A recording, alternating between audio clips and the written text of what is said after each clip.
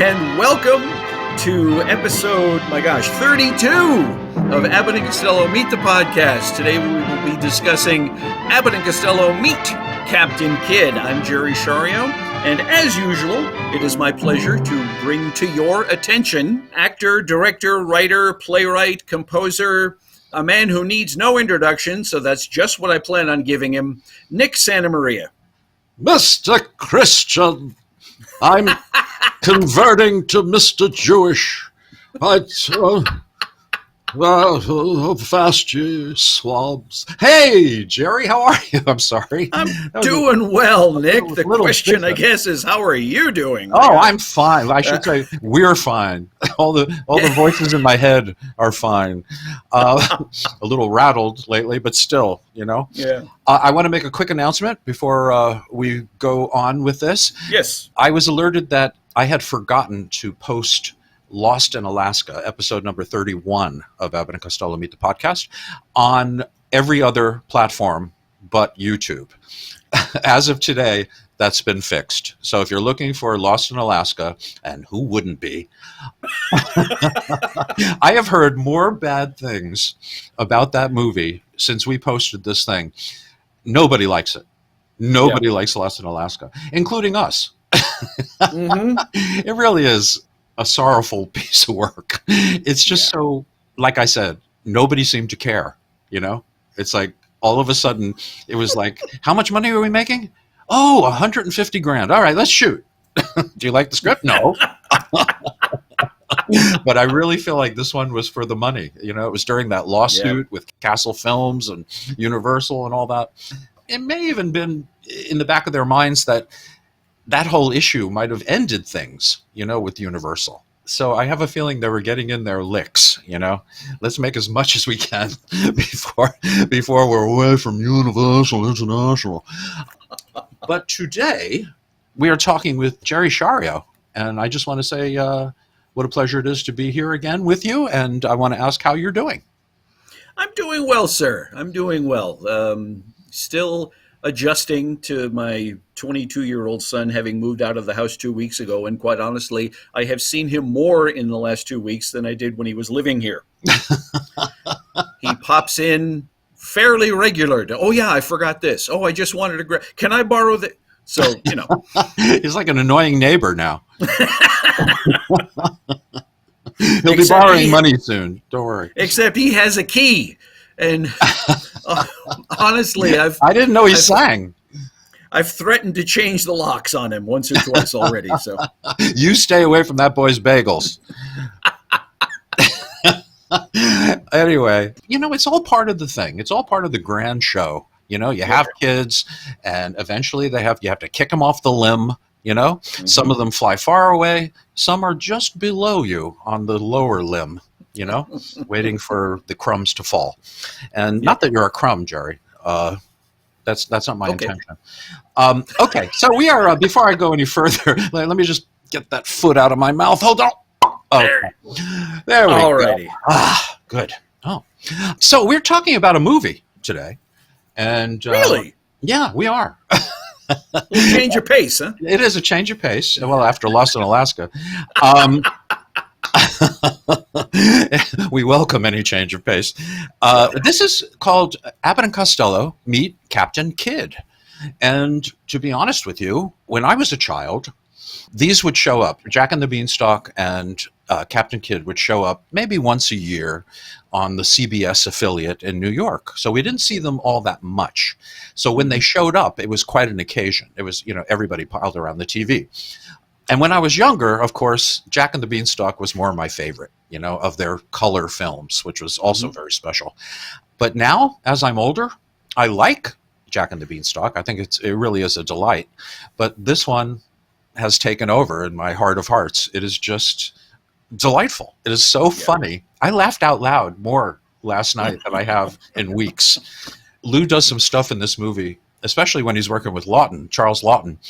Well, let's go back. I just want to say that coincidentally, my co-author of the annotated Abbott and Costello, Matthew Conium, we discovered, as we were working together, we discovered that Charles Laughton is both of our favorite actor. Both of ours favorite actor. Well, put that together the way it should be said. We both think he was the greatest actor ever to put 2 feet on the ground. And I still hold to that. In fact, I watched all of Hunchback of Notre Dame the other night, and I could watch it again and again, and he is just fabulous. He's just fabulous. I think he's so much better than, the Lon Chaney version. This is so, it's just so beautiful. So Laughton is right up there. And to know that not only was he in a film with Abbott and Costello, but he was one of the hugest Abbott and Costello fans of all time. Here, I want to read a couple of things before we get started in earnest. Okay. Ernest goes to Abbott and Costello. Let's see.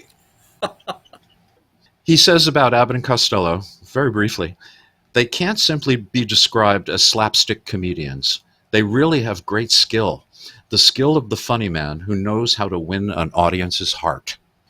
That's from Charles Laughton. He was known to be a depressive. He had that problem. And he had told Bud and Lou that whenever he felt depressed, when he was on the road mostly, and he was during these years especially, he would look at the newspaper and find out where the nearest Abbott and Costello film was playing, and he would go see them and come out feeling 100% better. So, here's a guy we have in our corner, and we're happy to have him. Great, great actor, Academy Award winner for Private Life of Henry VIII. Of course, I didn't see the first 7, so I was a little lost. But he, I don't think I have to go off about Charles Laughton and his credits and how wonderful he was. This movie is another independent film, and this one was produced by Bud, and his company was called Woodley Productions. And I know Woodley was a street in the San Fernando Valley. It might have been the street he lived on. I'm not sure, but it sounds sensible. But he was quoted in interviews saying that producing was a pain in the neck, and that the funny thing was Lou finally got days off. So he wasn't there like Jack and the Beanstalk every minute producing the film, making decisions, blah, blah, blah. Bud was there to, be there for the supervision of the musical numbers, which took a few days. So Lou didn't have to be there. Yeah. And Bud said to the reporter, said he doesn't realize that when he gets back, I'm going to break his back. He's going to have to work really hard. I'm not messing around here. This is my production. So he did a really smart thing. He went to Charlie Lamont to direct. And we all know that Charlie Lamont was the king of getting things done on time and usually under budget. And speaking of budget, this one came to $701,688. And it must have galled Lou a little bit that this movie made more money than Jack and the Beanstalk. Just domestically, it made over $2 million on that investment. So Bud was a very happy man. And so we had those guys. We talked about Charlie Lamont before, so we don't have to go back, looking at his resume. And Alex Gottlieb is back after producing Jack and the Beanstalk. He's back for this one. Bud really trusted Alex Gottlieb. In fact, both of them did. He was a very, very good producer, very, very responsible. And again, he was very budget conscious, let's put it that way. And that was all important during this. Now, there are some quotes I wanted to read, if you don't mind, just to lead us into this, because everybody kind of had a say. This was such an unusual product, if only because Laughton was a part of it. It says that Laughton was paid $50,000 for his appearance, as opposed to Bud and Lou each getting $125,000. But their names were at the top. Hillary Brooke had a lot to say about this movie, especially during an interview. Hillary loved the experience of working with Bud and Lou. She said, "You were just part of a gang, part of a group, and you loved them for it. You didn't feel in unless they played tricks on you. They played jokes on everybody, including Laughton." But Hillary confided that she was a little concerned about working with 2 incredible scene stealers. "I wondered how I could outdo Lou and Charles Laughton. So I said, well, I think I'll just pad my brassiere in the picture. I want a silk shirt with long sleeves, and I'll stand on the poop deck with wind blowing.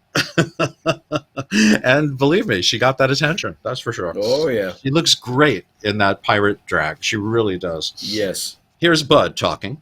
He's talking about producing. I'm knocking my brains out. The producer business is a pain in the neck, but I'll go on sticking out my neck. And then Lou says, for the first time in my life, I'm having 3 days off right at the start of the picture. Bud thought producing would be fun. He's learning. I've been through it with Jack and the Beanstalk. What headaches. Oi, oi, oi, what headaches. And Bud says, if Lou thinks he's going to have an easy time of it in Captain Kidd, he doesn't know anything yet. We had some musical numbers to shoot, so he could take a few days off, but he'll be down to his last pants before he's through with this picture. Lou says, I told Bud I didn't like the name Oliver he gave me in Captain Kidd. He already used it in Here Come the Coeds. He said, I thought a minute and said, call me Puddin'. It makes the audience immediately think of head. So we've got the final gag about that when I win the girl, which I do, played by Hillary Brooke. So Bud's also looking at the future. He says, this is the real beginning of our careers. You can't carry the ball alone all the time. Getting a star like Laughton is a great step forward. And imagine it, he wanted to play in our picture. I'd have never had the nerve to ask him. And then Lou added, here's this Laughton, a big shot, goes around the country reading from the Bible and playing sold-out houses, turning them away, and he's willing to toss in his chips with a couple of comics like us. Both of them said that Laughton told them whenever he feels depressed, he looked over the papers to see where one of our pictures was playing, and then he'd go to it and come out feeling like a new man. What a compliment. How about that? Yeah. I just love that. It was a mutual appreciation society. He saw that they were so much better than people gave them credit for. And I wish he were around today to drive that point home, because it really needs to be driven home. Okay, here's a little history for everybody. Anne Bonny, Captain Bonny, played by Hillary Brooke in the movie. She was the illegitimate daughter of an attorney from Dublin and a servant of his. So he was Dublin with the servant. So she became, they don't know what year she was born, by the way, typical woman. But she joined the pirate John Rackham. We're like Rock'em Sock'em Robots. And she teamed up with another female pirate named Mary Read. And there's talk that the two of them had a relationship that was a little closer than, let's say, volleyball. Mm-hmm. And eventually, John Rackham Sock'em, was arrested with all of his crew, which included Bonny. And that was in Jamaica in 1720. Now, apparently, she and Mary Read got away with not being executed like the others. All the others were hung or hanged. Mm-hmm. Yeah. And they told the judge that they were pregnant. And so they got to live. I don't know what they did 9 months later, Oh my gosh! But who knows? Who knows? But anyway, that's Captain Bonny, a very mysterious character. But let's talk about Captain Kidd. His name was really William Kidd, Bill Kidd, and he was born in 1645 in Dundee, Scotland. The family settled in New York when he was just a nipper. And he grew up there, and he buddied up with a lot of the politicians and the important people in New York, which was a recent Dutch acquisition. And then there was Richard Coote, C-O-O-T-E. He was the Earl of Bellamont, and he asked his trusted and beloved friend, Captain Kidd, to attack pirate ships and French ships for England. And so he was given that commission to go out and do this. Eventually, it didn't work out that well, but he got screwed. Politically, things changed. And his friend Richard Coote, who thought he was trusty and beloved, turned around on him and had him arrested. And apparently, they arrested his wife as well. And that was the last time they saw each other. And for 2 years, he languished in the worst prisons, waiting for trial. And most of that time, they say, was spent in solitary confinement. So it must have been a horrible, horrible time. And I imagine he welcomed the fact that he was hanged eventually in 1701 at the age of 56. So that was his his legacy. They made a movie about him in 1945, mostly fictitious, also starring Charles Laughton as Captain Kidd, and co-starring Randolph Scott as, I guess, the female eye candy, and Barbara Britton for the men. Yeah, whatever. Okay, now the director of photography is definitely noteworthy and wonderful. His name was Stanley Cortez, real name Stanislaus Samuel Kranz, Kranz. Born in New York City in 1908. He was the brother of Ricardo Cortez, the actor. Very big in silent movies, making love movies with Greta Garbo, and later becoming like the real CAD of pre-code movies. I think he got killed more than any other actor during the pre-code years. Some leading lady was always shooting him before he could do something horrible, or more things that were horrible.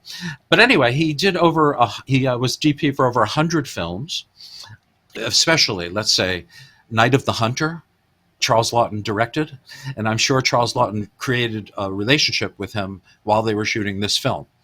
And if you know Night of the Hunter, to me, it's one of the top 10 films of all time.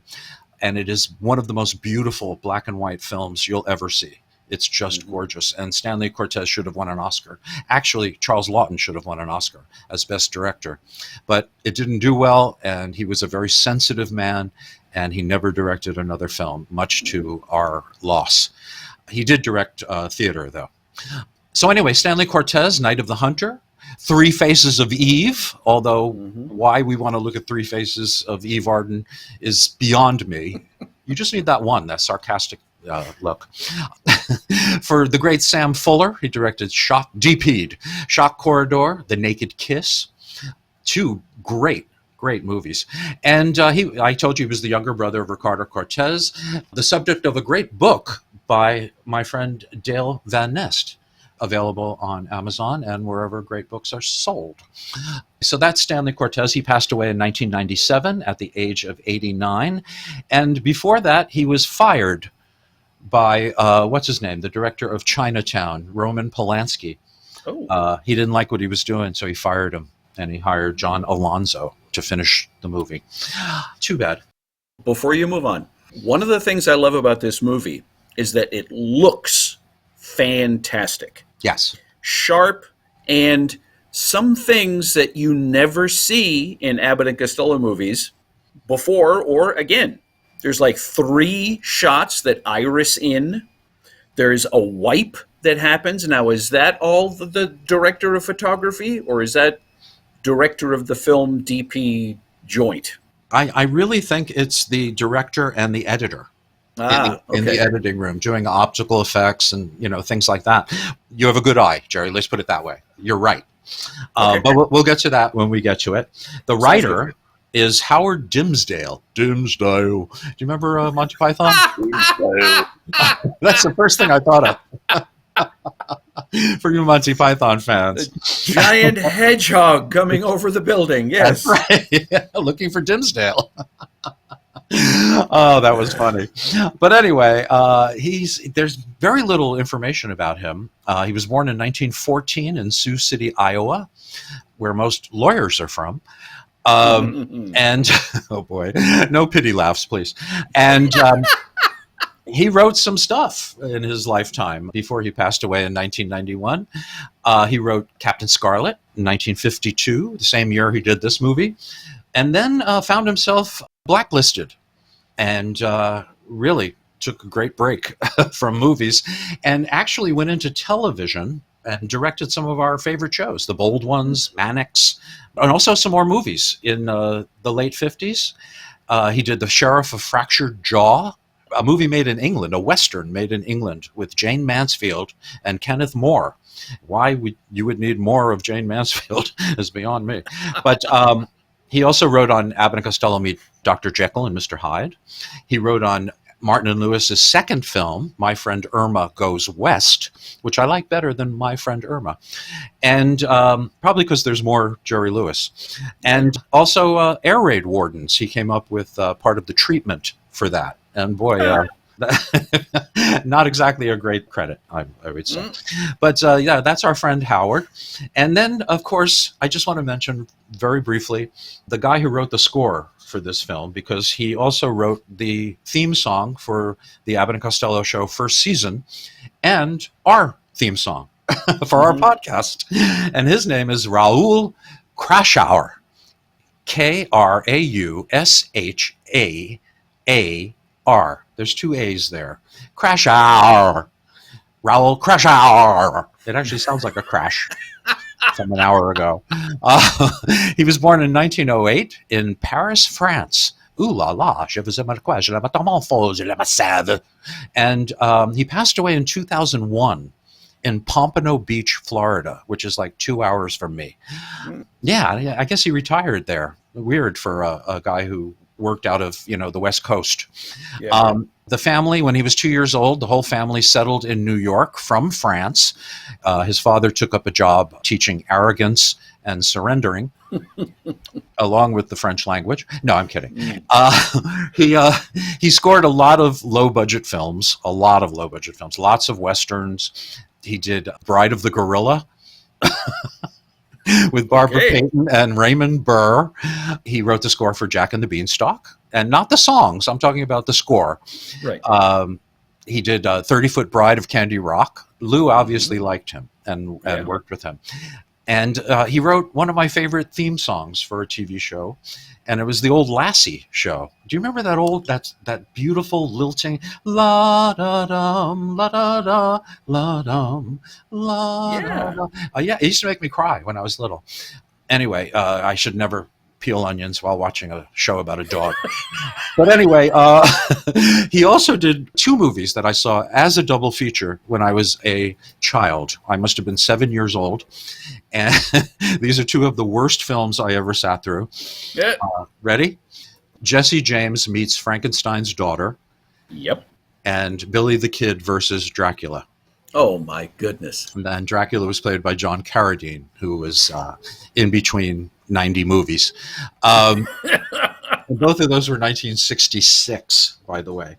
But Raoul, he kept busy, did his thing. And I'll tell you, he did a great job, I thought, on the Abbott and Costello show, the first season. Mm-hmm. Even the incidental music while they were doing routines or pantomime bits. Really nice work. Yeah. Okay, so the film. It's always jarring. I don't know about you, Jerry, but when I'm about to watch an Abbott and Costello movie, and there in color is the Warner Brothers logo. Yes. It's like, where am I? I honestly looked at it and thought, did I put the right movie in?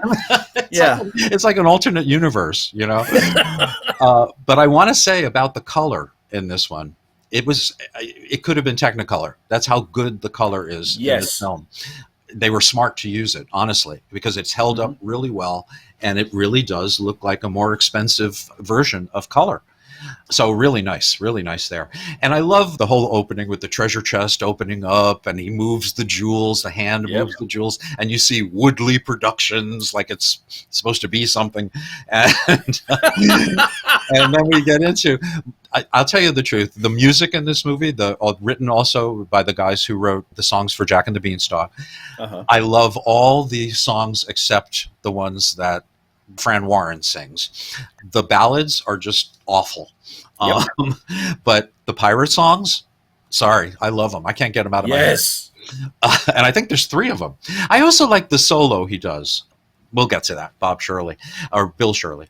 So anyway, Warner Brothers logo, great score, and based on the songs written. Fran Warren gets a special credit, and she's a singer. Fran Warren, we'll talk about her when she shows her face. But the very opening scene, we see a beautiful ship out on the ocean, and we just know that it's from the Warner Brothers stock footage. They also show a shot of the ocean, which we see 2 more times in the movie, and one really shamefully, but we'll get to that.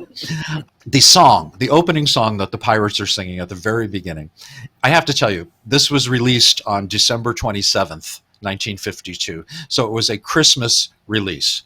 And of all their films, even more than Jack and the Beanstalk, this reminds me of a Christmas pantomime like a British pantomime, which Yes. was, for those of you who don't know what that is, it would be a big show, usually based on a fairy tale or, something along those lines, a legend. And there were all these characters. One comedian was in drag. Two comedians would do routines, like Abbott and Costello. There would be songs and stuff, a pantomime. And this is one. And the song they're singing about the captain, the skipper, it includes Laughton turning around and mugging to the camera. Seems that your problem seems a pyramid.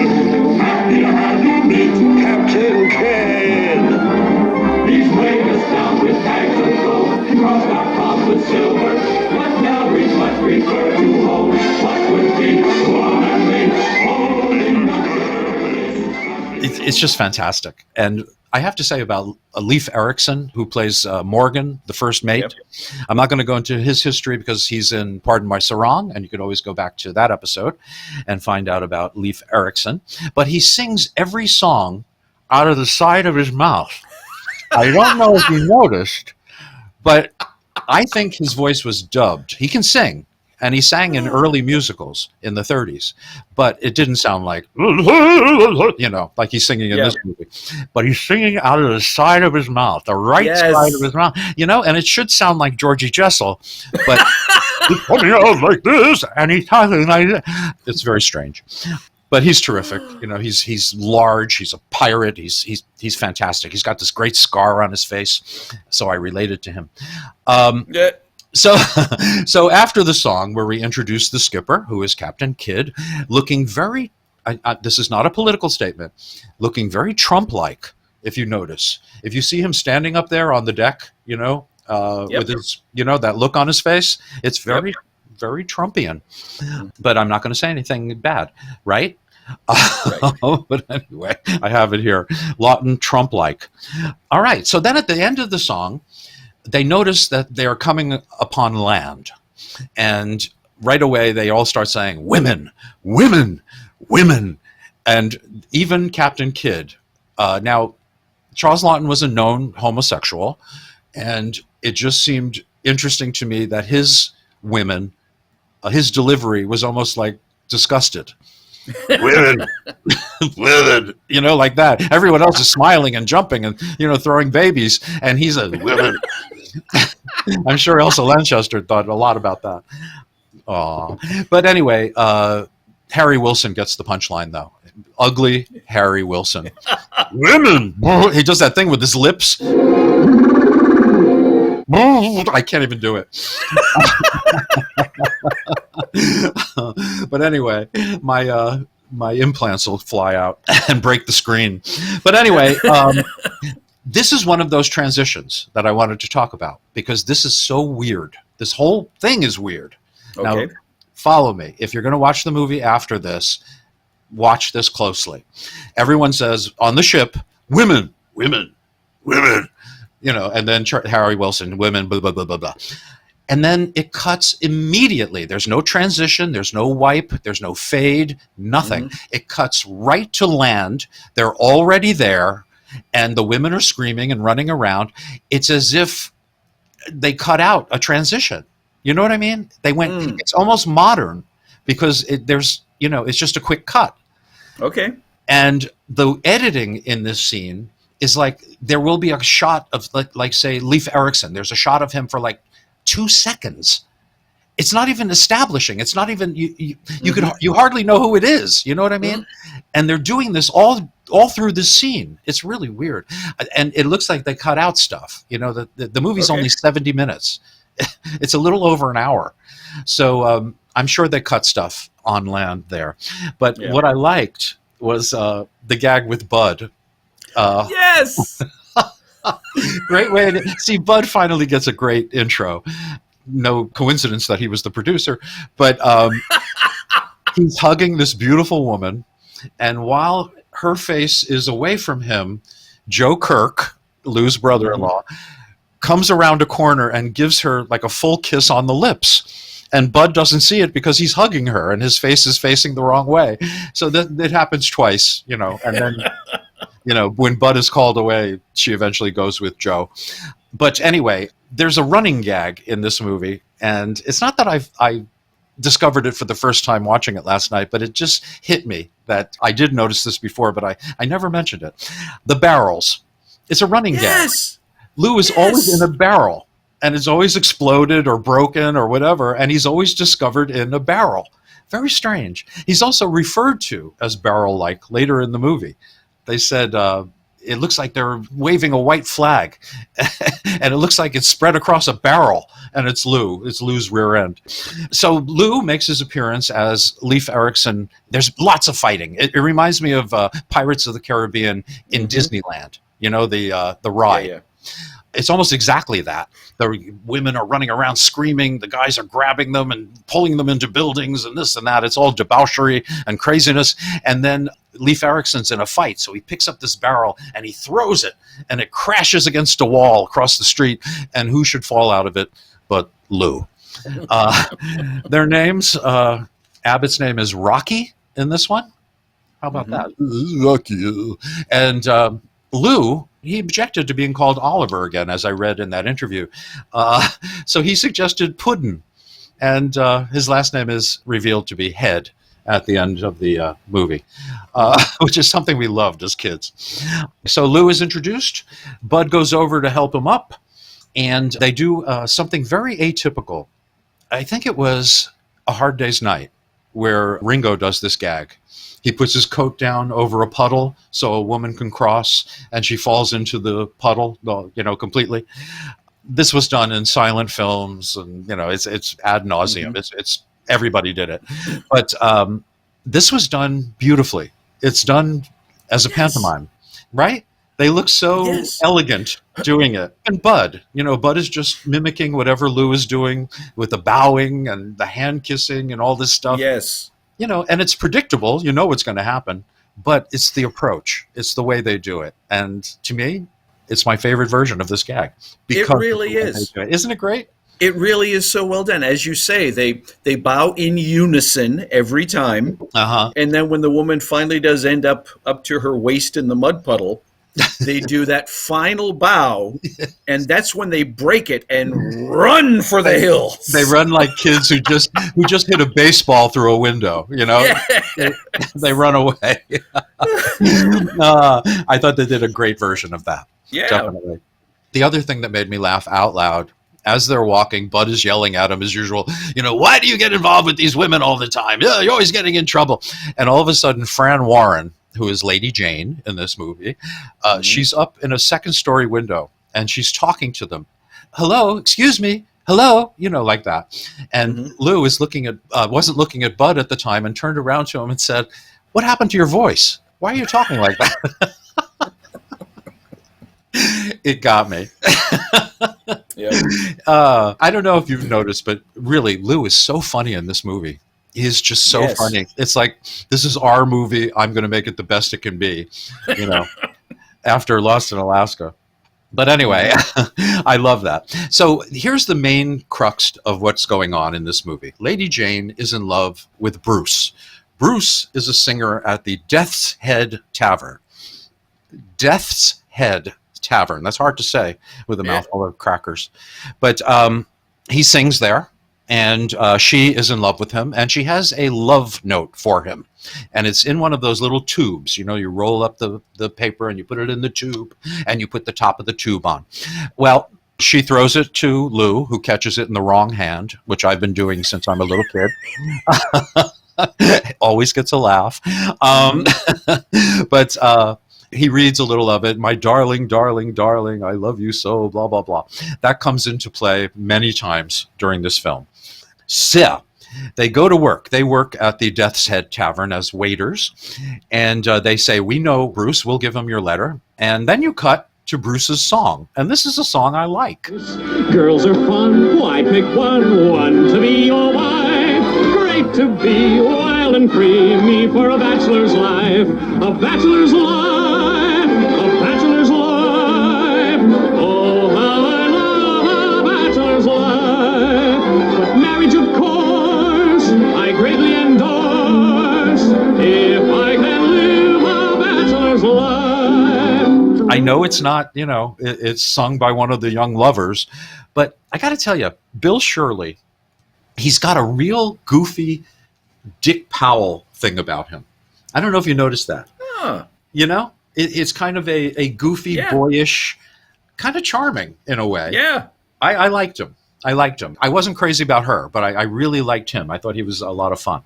And that song is just great. It's a tribute to being single and having as many relationships as you possibly can. And I sort of mirrored that in life. But anyway, here's another one of those horrible cuts that I'm talking about. Bud and Lou show up for work, and the owner of the Death's Head Tavern is there in front to meet them. And they're walking through the front door, and he says, no, this is for customers. The back door is for swine. And Lou, in a close-up, looks at him and says, I'm no pig. And then they cut. They cut to a different scene. I'm no pig. It's not a punchline. It's not anything, really. He's just, showing that he knows swine means pig. But very strange. I think they cut a joke from there. And I'm not sure what it might have been. I don't know. It might, what it might have been? Because Lou liked this joke. He used it a few times. I'm no pig, but with the price of pork nowadays, should I be offended? That kind of a joke. Yeah. But he's used those kind of jokes before. So it might have been, they might have cut that. But who knows why? So weird. So anyway, they go around to the back. This is funny. When they go into the help, where they're doing all the cooking and the dishwashing and all that stuff, they run into the guy again, the owner. And Lou says, he's almost as ugly as the guy that owns this place. That is the owner, yeah? I am. Serve Captain Kidd's rarebit as soon as it's ready. And then after yelling at him and everything, Lou picks up a pan, and it's dirty. And he goes, what a filthy looking pan.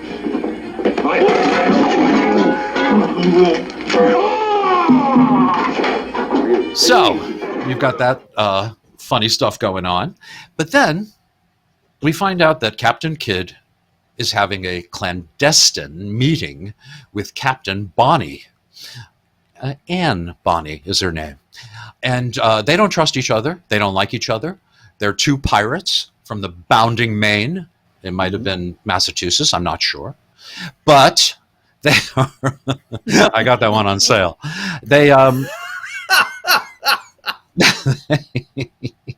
So anyway, they do this routine where Bud wants to serve Captain Kidd because Captain Kidd, will probably tip big, and it's an honor to serve him. He's a celebrity, and 3 waiters come in one at a time, each with one with a black eye.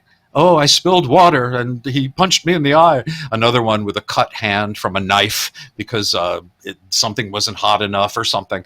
And then Sid Saylor, the great character actor Sid Saylor, who had maybe the most expressive Adam's apple in the business.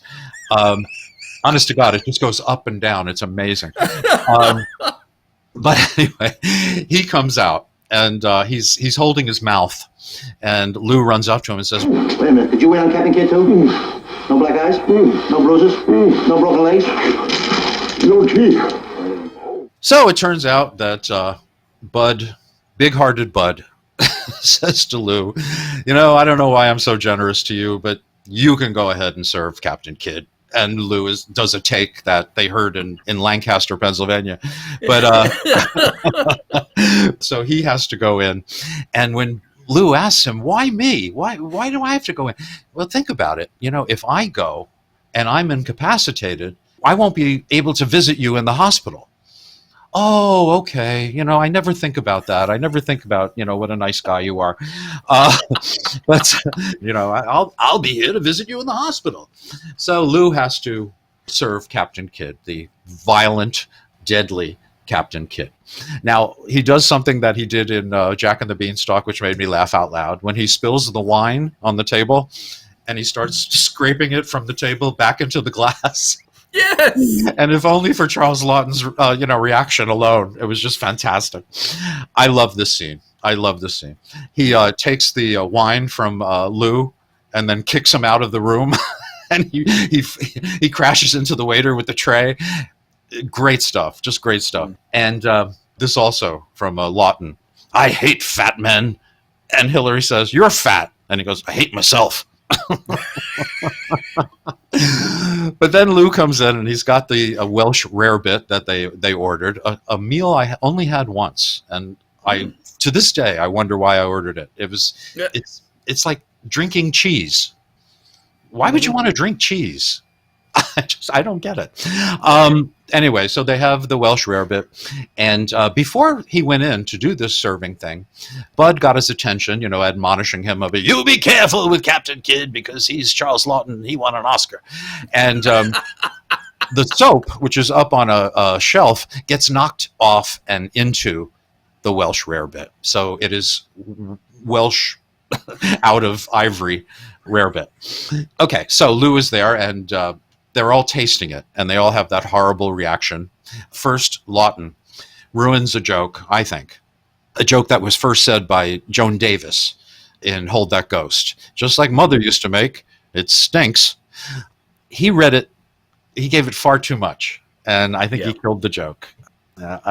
It's just my opinion, Just like Mother used to make, it stinks. He didn't put the space between it that you needed for that joke. But anyway, it's there, and he does it. Lou tasting the rarebit for the first time is, again, laugh out loud, hilarious. He takes a taste of it, makes the gesture that it's good, and then all of a sudden it hits him. The soap hits him, and he does a take that is just he's on fire in this movie. Seriously, he made me laugh so many times out loud. Yep. It's so funny. But anyway, so here's what this leads to, of course. They all start talking, and bubbles come out of their mouths, and beautifully animated bubbles. But even better than the beautifully animated bubbles is the pantomime that Lou and Charles Laughton are doing with the imaginary bubbles. There's nothing there, and they're reacting, So you have to picture it both ways. First, two actors looking completely ridiculous, reacting to nothing, and then watching them with these bubbles. And it's just fantastic. Really, really good. So, yeah, great pantomime there. And this is where he runs into the owner of the Death's Head Tavern again. And this is that dialogue I like. Are you stupid? No. A nincompoop? Moronic? Idiotic? Imbecilic? What are you laughing at? You went right on by me and didn't even know it. The funniest joke in the movie, the biggest laugh I got out of it, is here during this time. First of all, he throws what he thinks is the love letter to Bruce, when actually it's the map to Captain Kidd's treasure on Skull Island. He picked it up while he was serving Captain Kidd, quite by accident, thinking it was the love letter. But unfortunately, Captain Kidd now has the love letter. My darling, darling, darling. And now Bruce has the map. But here's what happens in the meantime. And this is brilliant. Lou is on the floor, waitering. And Leif Erikson is kissing this beautiful woman.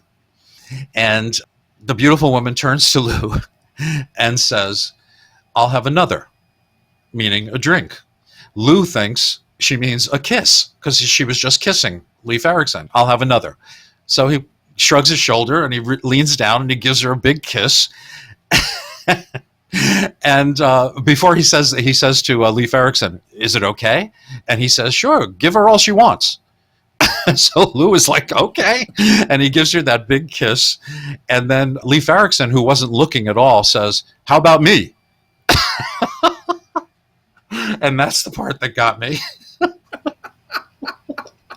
Not only because it really is a clever, clever bit, but Lou leans up to give him a kiss. He's like a centimeter from his lips, ready to give him a kiss.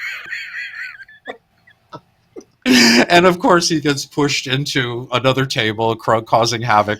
And who should it be but Harry Wilson, the ugly Harry Wilson, who picks up Lou and says, I've seen some ugly faces in my time, but yours takes the cake. And Lou actually hits him and gets away. That was kind of brave of Lou. But anyway, that's a wonderful, wonderful scene and very, very funny. So Bruce has the map. Captain Kidd and Captain Bonnie have the love letter. And Lou is a fascination to Captain Bonnie, the beautiful Captain Bonnie. Boy, does she look good in that outfit. And she just looks at him thinking that the letter was written to him, that, ardent, beautiful love letter. So there must be something very special about him that she needs to find out about. So throughout the entire movie, she's fascinated by Lou. It's like maybe she wants his brain to put into the monster. I don't know. But it is very, again, Bud's in the background looking at this. It's like, huh? But anyway, they decide they have to get the map, and they dress Lou up as this lord or something, and he's got this beautiful naval outfit on, red with brass buttons and medals, and he's got this horrible fake mustache on, and he talks like this. Hello, how are you? Oh, he takes on this persona, and Bud leaves him there with Charles Laughton, and Charles Laughton is just being as sweet as he can be to this important person. They do this shtick with their swords that is so funny. Captain Kidd takes out his sword, to salute him, and Lou takes out his, and it comes apart. The long part comes disconnected, and he's left with the little nub, and he says, "This is for short battles," and he puts it back. But they do all this stuff. It's just so funny. And then the medals joke, old. In fact, it goes back to Rio Rita with Wheeler and Woolsey. Actually, no, it goes back to The Ramblers, a Broadway show with Clark and McCullough, filmed by Wheeler and Woolsey in 1930. The name changed to The Cuckoos, and this same joke was used in that movie in 1930. But anyway, he uses it here. "Where'd you get this medal from?" "Oh, I got this medal jumping off the Westminster Bridge." "Oh, what'd you get this one for?" "Jumping back." But in the old movie, there's another part to it. "I got this for jumping off the London Bridge." "Oh, really? What'd you get this one for?" "Jumping back." "Oh, really? What'd you get this one for?" "Jumping back." "You said that before." "I know. It took me 2 jumps." So I just think they missed out. It's a better punch. But again, it looks like they were just trimming things out of this movie, and it became a 70-minute film. Very strange. Yeah. I love at one point where they don't trust Captain Kidd, and he turns to us. He turns to the camera and he says, "Why doesn't anyone trust me?" "Oh, the things I have to do to go down in history." He has all these remarks he makes. He's just terrific. Okay, so my favorite song in the entire movie, it comes up, and this was a big production number in that beautiful set. And there must be like 30 or 40 chorus members. They're all the crew, and they all have their girls and all this stuff. And Bud and Lou are in front, marching with Leif Erikson, who sings out of the side of his mouth. And it's a song called "Tonight We Sail." Let's play some of that. And I want them to hear Bud's Milt Bronson voice. Pirates on the sea, pirates on the shore. People aren't safe anywhere anymore. When they slit your throat, no one's friendlier. They politely say, "Here's your head, thank you, sir."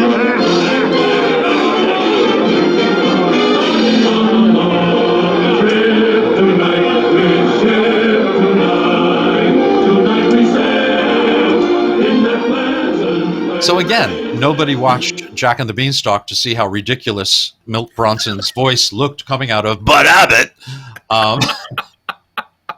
And Lou did his own singing. But anyway, once they get to the ship, another one of the laugh out loud moments, and I don't know if I could explain it correctly, but it's another Lou thing that just tickles me. This was the first day of shooting, by the way, this scene, when they're getting onto the ship and Captain Kidd is there. But anyway, they get to the gangplank, and you can't board a ship unless the captain gives the okay. So Captain Kidd gives the okay to Leif Erikson to let Lou board the ship. But before he does, he starts singing the song again. "Tonight we sail tonight." And Bud slaps him in the face. And it's not an uncomfortable one. It's actually the way it should be done. Lou's doing something obnoxious, Bud stops it. And he goes up the gangplank, and then Bud is next. Bud grandly goes up the gangplank. Apparently, Bud loved costume pictures, and he loved, like pirate movies and stuff like that. So this must have been a lot of fun for him despite the headaches. And he was going through all that stuff with the tax man at this time. So Alex Gottlieb talked about the fact that he was a little preoccupied at times, dealing with that, our beloved government. But anyway, so that's a very funny scene when he starts singing again. But he puts the boys in irons. He double crosses them. He takes what he thinks is the map, and you're going to hear this a lot. It goes back and forth. The map, the love letter, the map, the love letter. And every time he gets the love letter, it's funny. He says, "My darling, darling, this is not what I want." So he puts the boys in irons, and they need more crew. So Leif Erikson goes down, and out of the side of his mouth, he knocks Bruce on the head, and singer Bruce is now a crew member, shanghaied. Okay. Laughton realizes that they have the map hidden, and he has to be friendly with them to get it. So Lou and Laughton have these wonderful moments together in his quarters, and it's just a revisit to the material from Pardon My Sarong, basically. All the boat jokes, all their old burlesque boat jokes. And they're funny. There's no doubt that they're funny. And to me, they're even funnier with Charles Laughton as the straight man. His reactions are hilarious. It's like he's smelling bad meat, but we're talking about, where's the port, in the wine closet. What's the other one? Oh, where he rattles off all these nautical names and Lou gets it wrong. Logan, set the sail on the mizzenmast and haul in the aft canopy. Aye, is that order? Aye, yes, sir. Morgan, you know what the captain said? Spin out that mizzenmast and open up a can of peas. You're sure you have the map? Oh, yes, sir, Captain Kidd. They do all those old jokes. And then they are manacled. Manacles are put on Bud and Lou, and they're prisoners now. And Captain Bonnie comes over, and she agrees to help the boys by letting them loose as long as, she gets the map and all this stuff, and that they get to work together. So she unlocks them, but before she does, she has to reach for the key, and that's down the front of her blouse. So she turns around very modestly and takes the key out and unlocks the boys. And then when she wants the map, Lou is about to give it to her, but realizes it's down his shirt. So he turns around modestly and does exactly what she did. That was another thing we just loved as kids. We just thought it was so funny. But anyway, the Manacle scene. Laughton. Okay. This was probably the second or third day of shooting. And you have to understand that Hillary Brooke would have to calm Charles Laughton down because he had no idea what it was like to work with Bud and Lou. We're talking about Charles Laughton, a man who, King Lear and all these great things, all the great Shakespearean plays, and God, he was just amazing. But he had to, like everyone else, she said, Lou can't unlearn what he does. He just does what he does. So you're going to have to learn to work Lou's way. And they said by the third day, he never left. He never went home. He wanted to stay all day and all night and watch them. And in between takes, he didn't go to his trailer. He sat with them and talked, and they talked and talked and talked. They were buddies. It's just, I just love the idea of Bud and Lou sitting around the set talking to Charles Laughton, I would have loved to have been a zipper on the wall. I mean, a fly. So the Manacle scene is basically the handcuff scene from Who Done It. Charles Laughton finds Lou has been unlocked and that he got out of the manacles. And he has to show him that how to do it properly. So he puts his hands behind his back. Lou locks him up and realizes that, hey, he's my prisoner now. So Lou starts hitting him and, pounding him, all this stuff he wouldn't do if he weren't manacled. He gets Bud to come over, and Bud, are you sure he's mad? Are you sure he's tied up? Apparently, while they were shooting this scene, Laughton blew one of the takes laughing at Lou. He just couldn't control himself. I would give anything to see that take. Can you imagine? Oh my God. Anyway, so it's basically the same routine. Leif Erikson comes and unlocks it before Bud comes, and his hands are free. The thing that gets me about this is that afterwards, when Lou does his laughing into crying bit, which is one of my favorites of that gag in this movie, it really is terrific. He goes to kill Lou. He goes to kill Puddin'. He lifts his sword and he's about to slice him.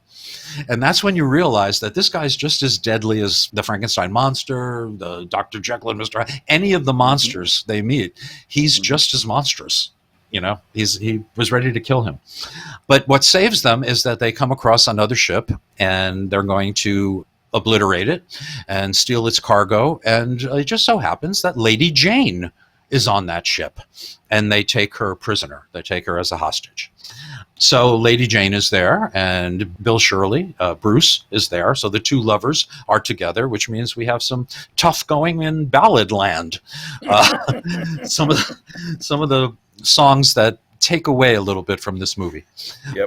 But anyway, this big attack, this big fight, with the other ship is done really well. A lot of stock footage, the long shots. But, there's some good fighting, good scrapping going on. But the funniest thing is Lou and Bud with the cannon. They load the cannon, they light the fuse, but it's taking too long, and they're wondering what's happening. So Lou turns it towards him and looks right into it, knowing that, he loaded it and it's just not working. And he drops his hat or something, and he leans down, and it goes off and just misses him. So it's pretty good. It's better than the way I'm describing it. So they just decide to not use the cannon. They just use the cannonballs. So in very two-reeler fashion, they start throwing cannonballs at the people's heads, and of course they get knocked out and all this stuff. So anyway, they now have Lady Jane. They are going away from that ship, and there's one shot, again, one of these crazy shots, during the fight scene, during the big battle. You cut to Laughton in close-up, really, or semi-close-up. And he takes some snuff and sniffs it and lets out with a huge sneeze just as there's an explosion going off. And you see the shock in his face, and it's like, what hit me? It was that. And then cut. That's it. It lasts like 10 seconds. Yep. This whole movie is like that. It's just, I don't know who the editor was, but he had his finger on the button. So, okay, they win the fight. Lady Jane is there. When Lou comes to see her and bring her some food, a tray of food, she says, "Oh, just put it anywhere." And apparently, during one of the takes, Lou, quite in the ad-libbing sense, goes over to her dresser, opens the drawer, puts the tray in, and closes the drawer. And that's it. That's how he puts it anywhere. It got a big laugh on the set, and it was an ad-lib. It was Lou playing around, and they kept it in. So they shot it. So this leads to the song that just drives me nuts. Sing a song of the tall pines. I'll make you a house out of pine. It's a song in tribute to pine. I just don't. You know what? It's terrible. But there's one thing I want to bring up very quickly. If I were directing the movie or writing the movie, at one point, Bill Shirley and Fran Warren are singing together, right? And taking solos. Bill sings and then Fran sings, and blah blah blah. Well, anyway, Leif Erikson sees Bud and Lou listening to the young lovers sing, and when they notice that they're being watched, Lou all of a sudden starts pretending it's him. So their voice is coming out of his lips, and Bud is just pointing to him. Now, here's my thing.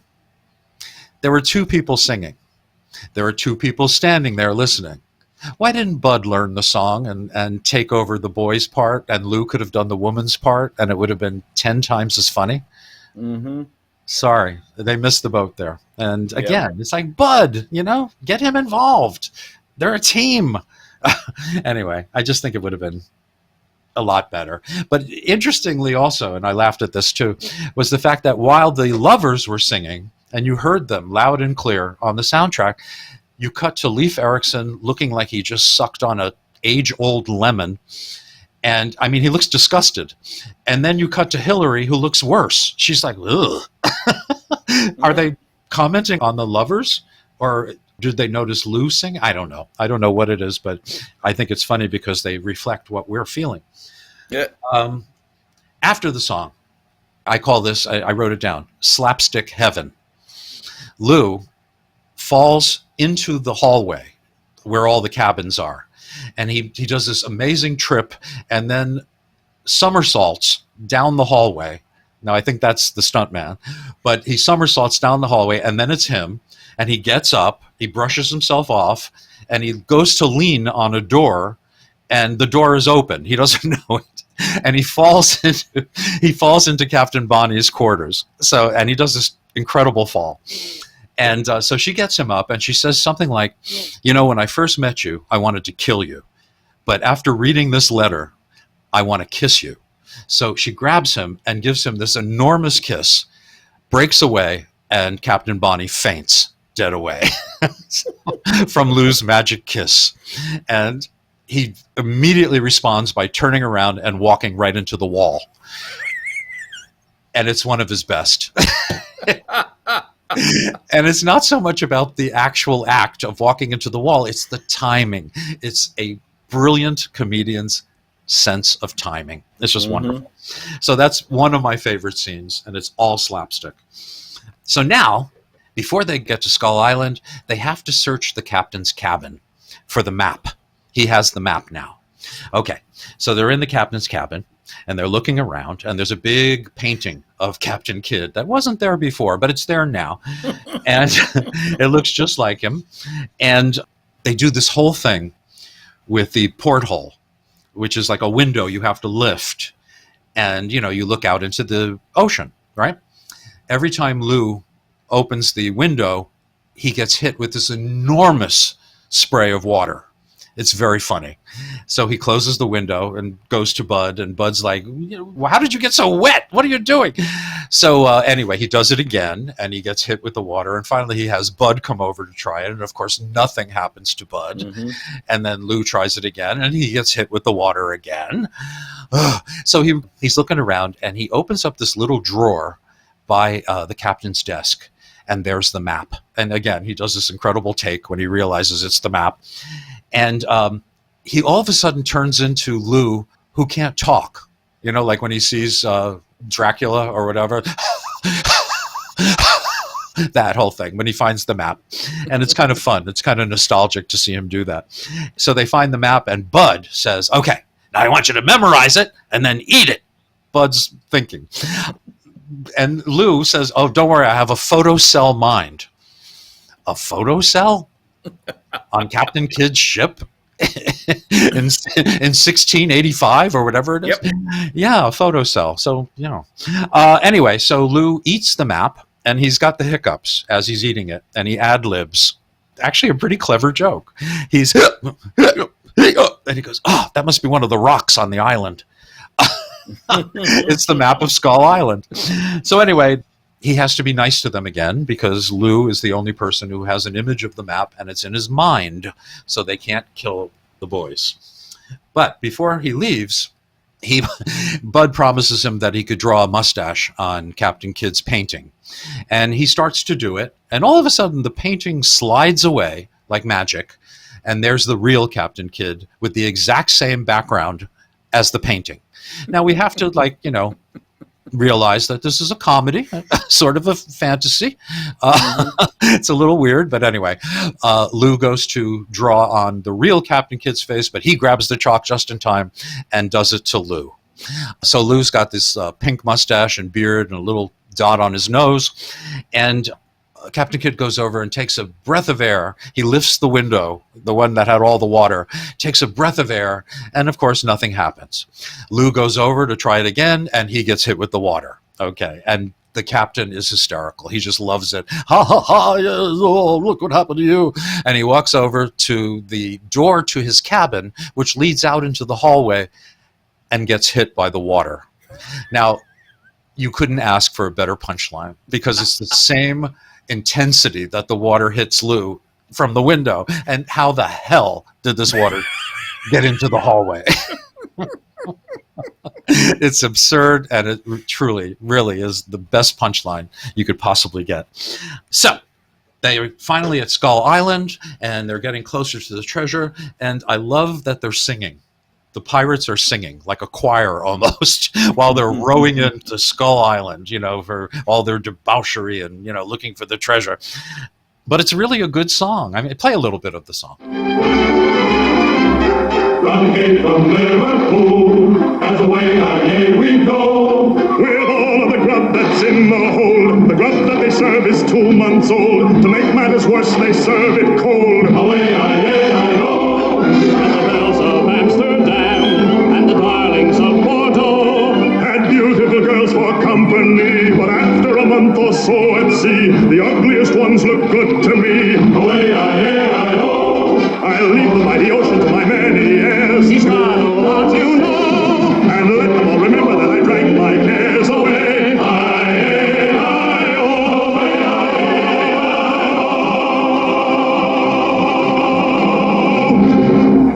By the way, that whole scene for some reason reminds me of a Disney cartoon feature. If there were a boat going to the island, whatever, there would be a song like that being sung before they got to the island. It is very Disney. Okay, so they get to Skull Island, and everybody's screwing everybody else. The captain, he has the boys dig for the treasure. Lou has to find it because he's got the map in his head, and they start digging. Now, this is, again, one of the funniest scenes, and actually the reviewers at the time thought it was a very funny scene. And apparently, this was done in Zombies on Broadway with Brown and Carney. Kind of the same gag. They start digging 2 separate holes, right?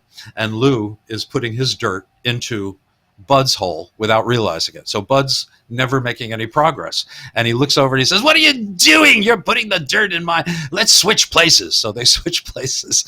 And Lou starts putting it again in Bud's thing. And then, of course, they switch around again, and Bud is putting dirt in Lou's hole.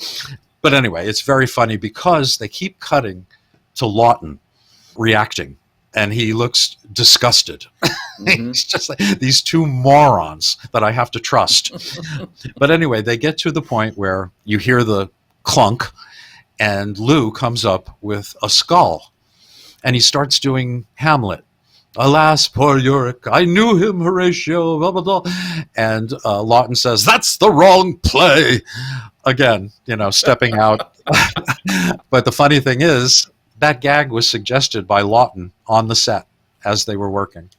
Oh. How about that? He had a sense of humor. Yeah. He was also a pot smoker, by the way. But anyway, I just wanted to mention that. So yeah, there's also a close-up of him, and I think this ends the scene. After they find the treasure, there's some funny dialogue. Is that the treasure or his head? Pointing to Lou. And Bud says, "No, it's got to be the treasure. This has something in it." So anyway, I think I screwed it up. But anyway, that's the kind of joke it was. And I'm terrible at telling jokes. So, okay. So Captain Kidd screws Captain Bonnie now that they have the treasure. He's going to keep it, and he's going to kill her. He's really quite deadly. So she's screwed. And the boys also now. They leave them in the hole, and 2 pirates start burying them alive. And they think that they're helping them. "Oh, we should go out and help them. Well, that's really nice of them." "Yeah, it really is." All this dubbed dialogue from the hole underneath. Yeah. Anyway, so this starts another song that should have been catapulted towards the sun. It's called North of Nowhere, South of Somewhere. And the song is Nowhere and should be South of Somewhere. It's terrible. And the pirates ask for a song. They're all drunk. All the pirates are drunk. They're partying. They're having a great time. It's nighttime. And they sing this cockamamie ballad. You'd think they'd sing a rousing pirate song, but no. It's South of Somewhere. So did I talk about Fran Warren? No. I don't think I did. Nope. Yeah, because she's important. This is her first movie. And I don't know about you, but when she started singing at first, she sounded almost too modern for this movie. Do you know what I mean? It was almost like a record from the 50s rather than... a sweet singer from the old days. I don't know. Yeah. Anyway, it's just weird to me. She was born Frances Wolfe with 2 F's in the Bronx. So everybody cheer. And that was in 1926. She started out in the chorus at the Roxy, known to be the largest theater in New York. Eventually, she joined Art Mooney's big band as a singer. And during those years, Billy Eckstine, the great singer, gave her the name Fran Warren, and she took it. She was with Charlie Barnett's band for 2 years. And then she joined Claude Thornhill's band, where she had her first chart buster, and that was a song called Sunday Kinda Love, a really, really great song. Oh, yeah. Made the charts. Yeah, I want a Sunday kind of love. And then she went solo. She had a number 3 hit with Tony Martin. You remember him from the Tenement Symphony. Mhm. I actually sang with him, Tony Martin, when he was in his 90s. I went to see him perform. And just the 2 of us after the show sang "If It's You, There's a da-da-da-da-da" from the big store. What a nice man he was. But anyway, they had a song called, are you ready? I Said My Pajamas and Put on My Prayers. Okay. That was a number 3 hit. And that, Okay. that was the 50s when everybody was white and mayonnaise was the national anthem. So anyway, she toured later on in shows like MAME, South Pacific, and the Pajama Game. And towards the end, she started touring with Harry James's big band as a vocalist. She passed away in 2013, not too long ago, on her 87th birthday. And that was in her home in Connecticut. All right, so that's Fran Warren. And they did that horrible song for the Pirates. And I don't know what they were doing in Pittsburgh. But come on, play ball with me. And this begins a big, grand chase. They get the idea to dress Lou up like Captain Kidd, who has been hit on the head with a shovel when chasing Lou. Now, when Alex Gottlieb approached Charlie Laughton about his stuntman, Laughton looked at him like he was crazy and said, "Are you kidding me? No, I'm doing my own stunts. I want to do my pratfalls. I'm here to learn from the boys, and I'm doing my own falls." And he did. He looks great. He had a great time. They're like 2 5-year-olds running around, Lou and Charlie Laughton. They're in their underwear, and he's Laughton's in his long johns, and he keeps getting hit on the head and taking falls. It's just really, really great to see the 2 of them working like this. Anyway, so Lou gets everybody to think he's Captain Kidd. They're all drunk. It's nighttime. I don't really buy it either, but it works in the movie. And whatchamacallit, Laughton's running around like crazy. At one point, he looks at us and says, "This thing's driving me crazy. Which way did he go?" He says, "He went that way," and he runs out. But anyway, they're cavorting around, and then they do an old gag where Lou is hiding under this tarp, and you see the outline of his head at the top of it. And Captain Kidd takes out a knife and sticks it right on the top of his head. I mean, he's a monster. And he goes out dancing to the sailor's hornpipe. Yeah, whistling it, as he does the little dance. It's great. It may be my favorite moment from Laughton. Anyway, so he goes out, and Lou undoes the tarp, and you see that it was a cabbage on the end of a sword that he actually put the knife into. So that was the big reveal. So, okay, it turns out that Captain Bonnie arranged for her ship and her crew to come and save her. And actually, Bud tells Lou to take care of the boat.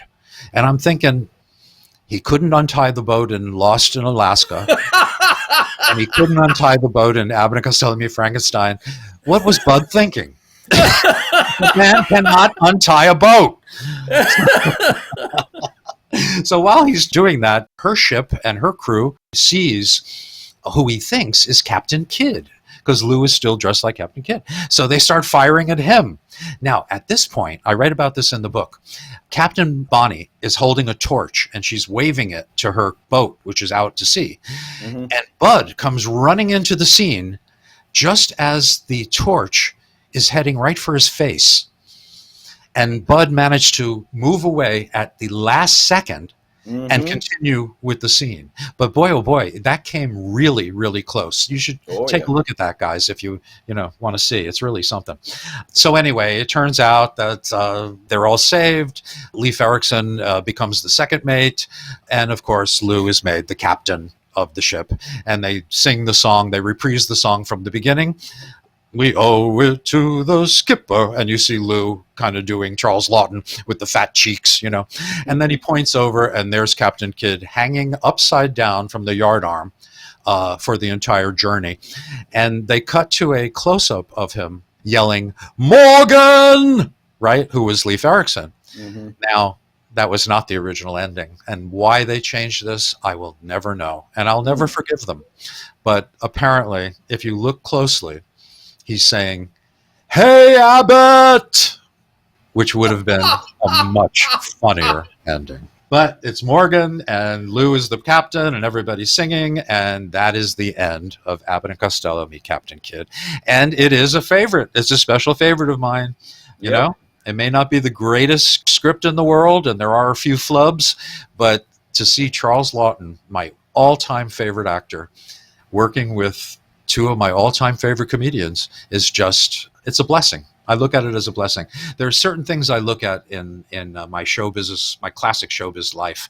One of them is the Ed Wynn Show. He lasted 2 seasons, in 1949 and 1950. And to me, it's an honor to watch him work, because this is what he used to do on Broadway back then. Same stuff. So anyway, this is that kind of thing, to see the anomaly of Charles Laughton and Abbott and Costello together. The critics were charmed. They were charmed. This was like backup for them. Good reviews all the way around. And Laughton was a large part of that, no pun intended. So this is it. Now, Jerry, give me your rundown, your feelings. Well, I think one of the reasons that you and I connected in doing this podcast is that we have extremely similar tastes. Yeah, we do. Yes, this one and Jack and the Beanstalk never really showed up in the Boston market where I grew up. We had Abbott and Costello every Saturday night, but it was just the Universals. Oh, was that Channel 68? No, it was actually a station out of Worcester, 27, I think it was. Because I was watching, last night I was watching an old Universal Ritz Brothers movie called Hiya Chum, and you could see it was recorded on video off of Channel 68 in Boston. Yep. But as a result, this is one that I've not seen all that much. And it grabbed me the very first time I saw it, and I think it's everything. Everything about it just works beautifully. Having Laughton there, whom I also think is a fine actor, having him in it, the color is just, it pops. Yeah. Almost to the point where today you might look at it and go, "Oh, come on, they colorized this." Nope. Yeah, but the good colorizing, Yeah. Not that cheap one you see on YouTube all the time. No. But I was imitating you. But yeah, it's in my top 10 of their films. Oh, that's great. Always. Yeah. Oh, fantastic. Yeah, I'm glad you feel that way because I love it. I just love it. It's one of those movies that I had to order from Warner Archive because it's really the only place you can get it. Yep. And once I got it, I think I watched it like 3 times in a row when I first got the DVD. And I watched it many times since. It's one of those that you can watch again and again. And just the freak value of, like I say, Laughton and the boys, for one thing, and the color, the beautiful color. And it really is it's like a musical pantomime, It's a British Christmas pantomime. And that's how you should look at it. So in the meantime, we are looking forward to the next one. I know I am, because, the next one gets a pretty bad rap, and that's Abbott and Costello Go to Mars. And I know they don't go to Mars, they go to Venus, which is all part of the joke. And I have to tell you, it's one of my faves. I love Abbott and Costello Go to Mars.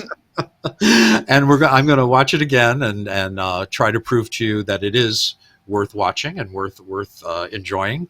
And I don't know how you feel about it, Jer. I'm sure you've seen it before.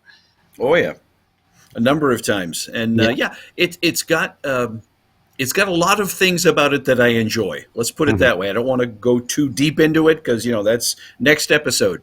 Right. But it's an enjoyable film. Yes, I think so too. But anyway, we'll get to that. That episode 33. My goodness, we're heading towards the climax here. But in a way, it's not that I'm looking forward to the end of the films because we're going to start looking into more esoterica, but I'm also looking forward to turning this podcast into more of a classic comedy showcase. You know what I mean? Yeah. So, where we talk about things that we love and want to share, and even things that we don't love that we want to share. Yeah. And even Sonny and Cher. So we could do all of those things because, Jerry, I got you, babe. All right. enough bad humor on this summer day. It's the bad humor man. Jing-a-ling-a-ling-a-ling. And Jerry, I just want to wish you a wonderful 2 weeks until we meet again. And again, it's just been an absolute pleasure.